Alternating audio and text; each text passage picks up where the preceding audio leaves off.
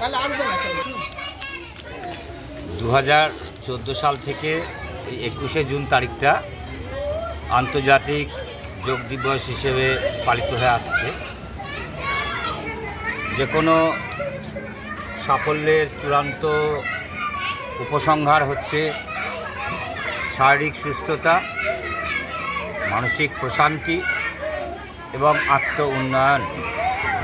তো এই তিনটেই একসঙ্গে এই যোগ, ব্যায়াম, প্রাণায়াম এসবের মধ্য দিয়ে মানুষ অর্জন করতে পারে।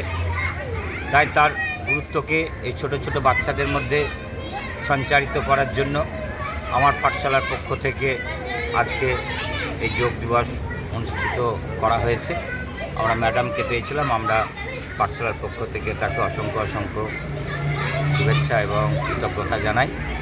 অত্যন্ত যত্নকার সহকারে তাদেরকে এগুলো শেখালেন। আগামী দিনে এইসব বাচ্চারা এর মধ্যে শিক্ষা লাভ করে তাদের দৈনন্দিনভাবে এগুলোকে অভ্যাস করতে পারবে এবং তাদের উন্নয়ন ঘটাতে পারবে এই আশা রাখি। ঠিক আছে।